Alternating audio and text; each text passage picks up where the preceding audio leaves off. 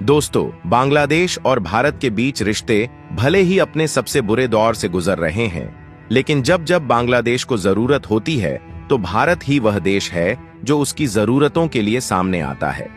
बांग्लादेश भले ही भारत पर आए दिन आरोप लगाता है, लेकिन इसके बावजूद नेबरहुड फर्स्ट की पॉलिसी के तहत भारत ने हर बार बांग्लादेश की मदद की है। और अब तो बांग्लादेश ने सारी हदें पार कर दी है, क्योंकि हाल ही में बांग्लादेश के एक जांच आयोग ने देश से लोगों के गायब होने के पीछे भारत की भूमिका होने का शक जाहिर किया है। लेकिन आपको यह जानकर हैरानी होगी, जो बांग्लादेश अपनी सारी जरूरतों के लिए भारत पर निर्भर है, वो भारत पर ही नए नए आरोप लगा रहा है।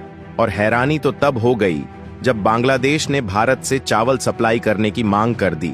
पूरी अपडेट क्या है, आइए समझते हैं आज की इस वीडियो में। लेकिन आगे बढ़ने से पहले भारत ने बांग्लादेश के खिलाफ जो एक्शन लिया है, उसके लिए कमेंट में जय हिंद जरूर लिखे।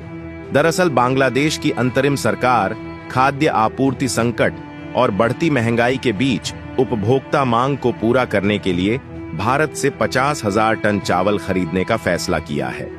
गौर करने वाली बात यह है कि यह चावल राज्य प्रायोजित खाद्य वितरण कार्यक्रमों में इस्तेमाल किया जाएगा और भारत इसे देने को राजी हो गया है।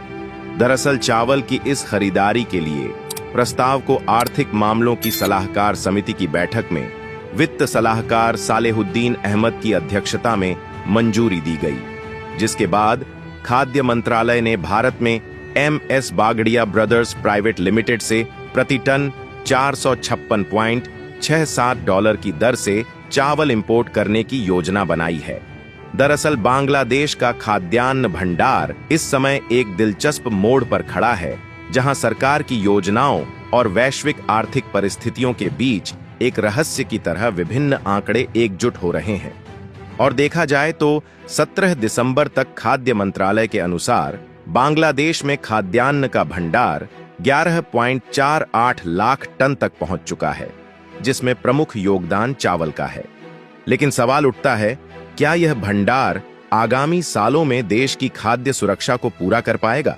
तो यहां पर साल 2024 से 25 के वित्तीय वर्ष में सरकार ने 20.52 लाख टन खाद्यान्न वितरित करने का बड़ा लक्ष्य रखा है, जिसमें से एक बड़ी मात्रा स्थानीय बाजार से एकत्रित की जाएगी। लेकिन क्या यह कदम बांग्लादेश के खाद्य संकट से निपटने के लिए पर्याप्त होगा? तो आपको बता दें, बांग्लादेश सरकार खाद्य सुरक्षा से लेकर ऊर्जा संकट तक हर मोर्चे पर सक्रिय कदम उठा रही है। खाद्य मंत्रालय के साथ साथ बांग्लादेश सरकार ने लिक्विफाइड नेचुरल गैस LNG और यूरिया उर्वरक की खरीद के लिए बड़े कदम उठाए हैं, जो न केवल बांग्लादेश की ऊर्जा जरूरतों को पूरा करने के लिए अहम है, बल्कि कृषि और उद्योग के लिए भी महत्वपूर्ण है।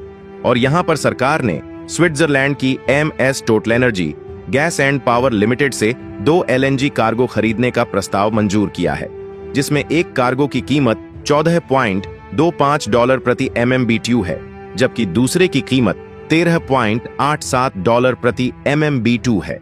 साथ ही उद्योग मंत्रालय कतर और सऊदी अरब से 90,000 टन यूरिया उर्वरक की खरीद पर काम कर रहा है, ताकि कृषि क्षेत्र को मजबूती दी जा सके।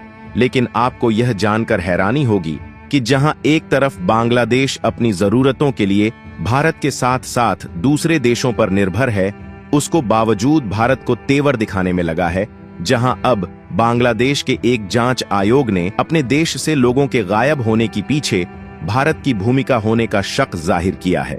बताते चले, इस आयोग का गठन बांग्लादेश की मोहम्मद यूनुस की अंतरिम सरकार ने किया था, जिसने दावा किया है कि बांग्लादेश की अपदस्थ प्रधानमंत्री शेख हसीना के कार्यकाल के दौरान देश में जबरन गुमशुदगी के मामलों में भारत की संलिप्तता थी। यहां तक कि आयोग ने अपनी रिपोर्ट के पक्ष में 2 विशेष मामलों का हवाला देते हुए रैपिड एक्शन बटालियन RAB की भूमिका होने की भी बात कही है। इसलिए जांच आयोग ने RAB को खत्म करने की भी सिफारिश की है। और देखा जाए तो भारत और बांग्लादेश के बीच संबंधों में काफी समय से तनाव जारी है, जहां अब बांग्लादेश की ओर से लगाए गए नए आरोप इस तनाव को और अधिक बढ़ा सकते हैं। यहां तक कि बांग्लादेश की सरकारी समाचार एजेंसी BSS ने कहा कि देश से लोगों के रहस्यमय ढंग से गायब होने की घटनाओं में भारत की अहम भूमिका है, जहां मोहम्मद यूनुस की जांच आयोग ने अपनी रिपोर्ट में 3,500 से ज्यादा लोगों की गुमशुदा होने का अनुमान लगाया है। और आपको यह जानकर हैरानी होगी कि कानून प्रवर्तन एजेंसियों में इस बात की चर्चा है कि कुछ बांग्लादेशी कैदी अभी भी भारत के जेलों में बंद हो सकते हैं। इसके अलावा आयोग ने भारत बांग्लादेश के बीच कैदियों की अदला बदली की खुफिया रिपोर्ट का भी जिक्र किया है। और आपको जानकर हैरानी होगी कि बांग्लादेश त्रिपुरा का बकाया बिजली बिल चुका नहीं पा रहा है, जिसको लेकर त्रिपुरा के मुख्यमंत्री माणिक साहा ने कहा कि बांग्लादेश पर त्रिपुरा के 200 करोड़ रुपए बिजली के बकाया हैं और यह राशि लगातार बढ़ रही है। हालांकि अब तक पड़ोसी देश की सप्लाई बाधित करने को लेकर कोई फैसला नहीं लिया गया है।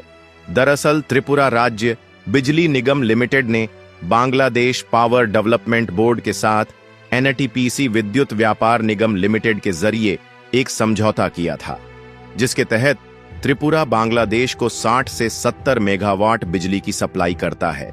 और देखा जाए तो त्रिपुरा ने मार्च 2017 से बांग्लादेश को बिजली की सप्लाई शुरू की थी, जहां बताया जाता है कि बांग्लादेश को अदानी पावर के झारखंड स्थित घोड्डा प्लांट से भी बिजली सप्लाई की जाती है। मगर 800 मिलियन अमेरिकी डॉलर बकाया का भुगतान न करने पर अदानी पावर ने बांग्लादेश में बिजली कटौती शुरू कर दी है और अब अदानी पावर से बांग्लादेश को 14 से 1500 मेगावाट की जगह 520 मेगावाट बिजली की सप्लाई की जा रही है। और अगर आपको नहीं पता तो बता दूं, जब से बांग्लादेश से शेख हसीना सरकार हटी है, तब से व्यापार तो प्रभावित हुआ है, बल्कि त्रिपुरा में बांग्लादेशी वस्तुओं का इंपोर्ट भी कम हो गया है।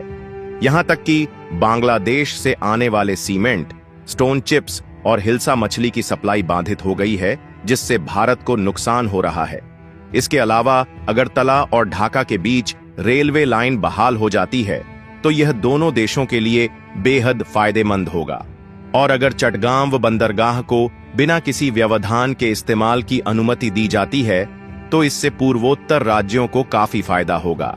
और देखा जाए, जो बांग्लादेश भारत पर लगातार आरोप लगा रहा था, वो अब भारत से मदद की गुहार लगा रहा है, जहां हाल ही में भारत से चावल एक्सपोर्ट करने की बात की है, जबकि और भी कई सारी जरूरत के सामान और यहां तक कि बिजली सप्लाई के लिए भी बांग्लादेश भारत पर निर्भर है।